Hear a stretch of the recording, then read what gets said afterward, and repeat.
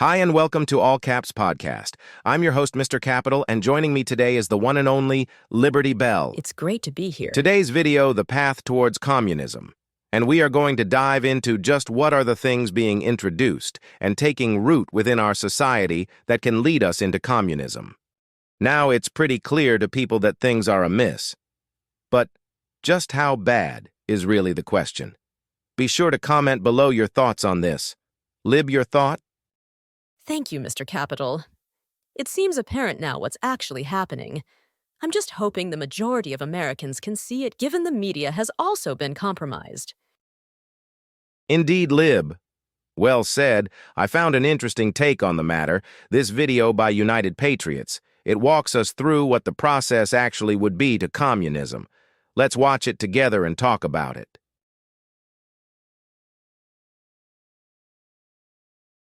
Take a moment and let's imagine this.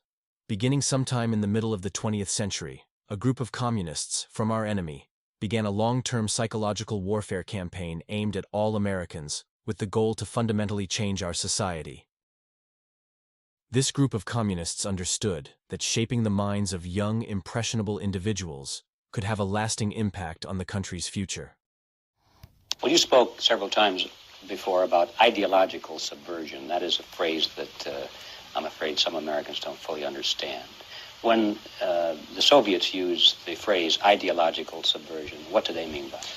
Ideological subversion is the process which is legitimate, overt, and open. You can see it with your own eyes. All you have to do, all American mass media has to do, is to unplug their bananas from their ears, open up their eyes, and they can see it.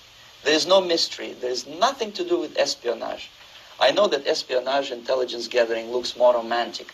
It sells more deodorants through the advertising, probably. That's why your Hollywood producers are so crazy about James Bond type of thrillers. But in reality, the main emphasis of the KGB is not in the area of intelligence at all. According to my opinion and opinion of many defectors of my caliber, only about 15% of time, money, and manpower is spent on espionage as such. The other 85% is a slow process which we call either ideological subversion or active measures, активные мероприятия in the language of the KGB, or psychological warfare. What it basically means is to change the perception of reality of every American to such an extent that despite of the abundance of information, no one is able to come to sensible conclusions in the interests of defending themselves, their families, their community, and their country. Let's go ahead and take some calls. First, we have Mr. Benny from Florida. Hi, Mr. Benny. Hi guys, love your show. My question is, what kind of changes will the average American see if this government comes to power? Say goodbye to the free market. No more free trade or market competition. No innovation driven by profit. Government-controlled production. Essentially, we all become slaves to the state.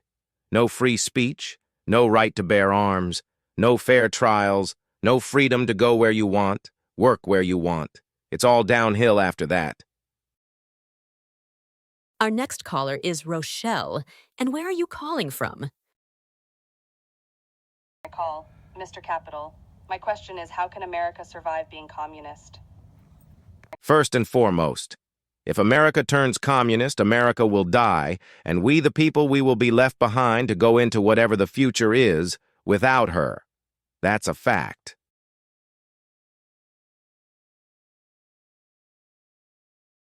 The campaign started in elite universities, where communist advocates secured positions as professors, lecturers, and advisors. They introduced courses that focused heavily on critiques of capitalism, often highlighting its flaws without presenting balanced perspectives. These courses were designed not just to educate, but to persuade students that the American system was inherently unjust and exploitative. Over time, curricula were revised to emphasize the historical wrongs of capitalism, such as economic inequality, environmental degradation, and exploitation of the working class. Marxist theories were introduced as viable alternatives, framed as solutions to these systemic problems. It's of the utmost importance that we know what to do to fix this. I'm sure it's going to take at least a generation. The school board needs to be dismantled and overhauled immediately. Why doesn't the current president say anything about it? Vote for whoever says they want to break up the school system. And that's Trump. This is for anyone still out there in doubt. If you still say there's nothing to worry about after you watch this, how much you want to bet you're part of the problem?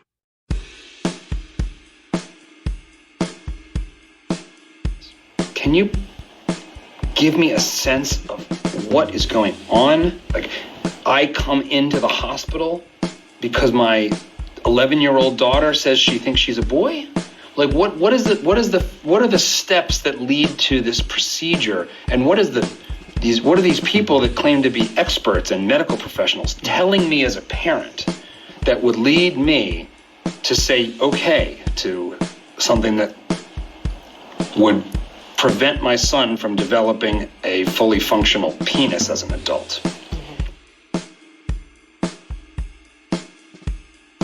Weird world, bizarre world that we live in here. He's going to read a book for 10-year-olds, but sadly I have to say viewer discretion is advised. This book details all kinds of sexual images. If your kids are in the United States in public school right now, you need to do everything you can.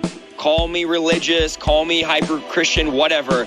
Everything you can to get them out of public school and to get them in either a Christian private school or homeschool them. Or do parents decide what should be placed at the fingertips and allowed to be taught to their children in the school system? Yet, it's not okay for a school board meeting full of adults, but it's okay for 10-year-olds. What? What? What is happening here? If you don't want to hear it in a school board meeting, why should children be able to check it out of the school system?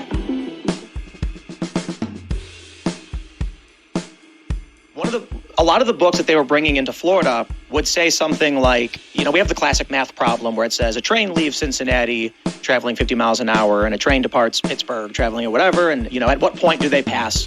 But now what the books are doing, it'll say, Evan is white and has been detained by police 2 times in the past year.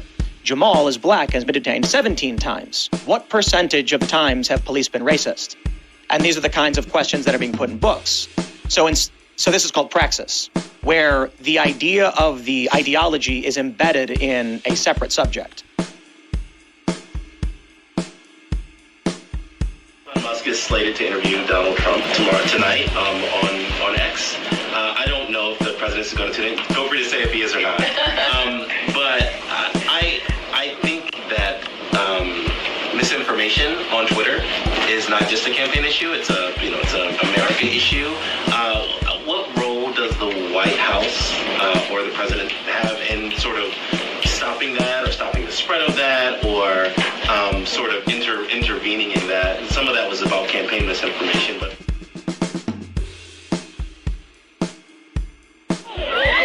across the nation and around the clock. From California to Michigan and along the East Coast, college campuses erupting in protest. Pro-Palestinian demonstrators demanding action, refusing to back down.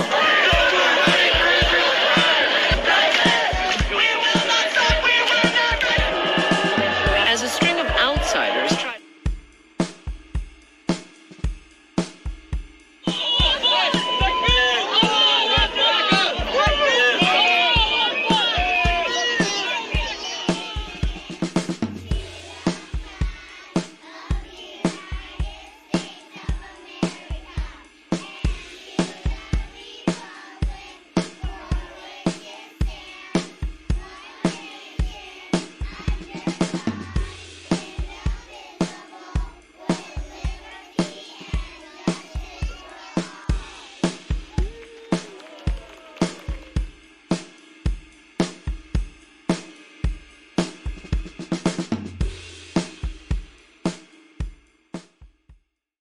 On communism and its effect.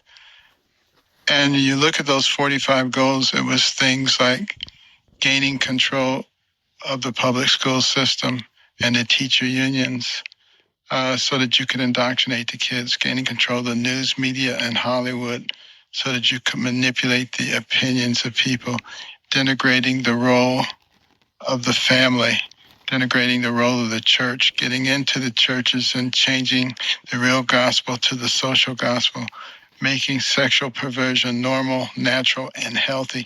I mean, just right down the line, all the things. And they're the things that are happening in our society right now. And we, the American people, are the pawns who are being manipulated. And it's one of the reasons that Khrushchev was so confident when he talked to Eisenhower and said that your grandchildren's children will live under our system. We won't have to fight a war because we think we won the Cold War. But they had a much better plan on how to actually change us. And we're falling for it. And we, the American people, have got to wake up.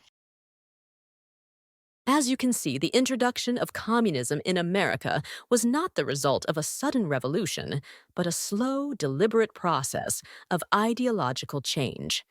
By targeting the minds of young people through psychological warfare, the communist ideology has been able to shift our country's values over generations, and it is leading to widespread rejection of the American way of life.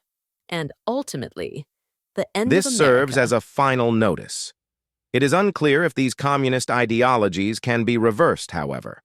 The Board of Education must be overhauled immediately, and whichever administration is committed to doing, that should be the party that gets every single American vote.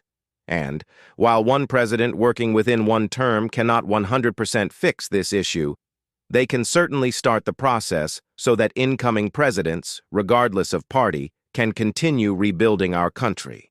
Unless candidates are committed to this process, they should not be elected into power. We thought we would like to end on a patriotic note. Be sure to like and subscribe. A few words into the song before the microphone cut out. The fans were all confused and stood around wondering what was happening. After a few more seconds, you could hear a faint roar of words being sung around the stadium. And at that moment, everyone knew what was happening and joined in. If you've ever wanted to know what a packed stadium of over 74,000 people singing the national anthem sounds like, then here's your chance.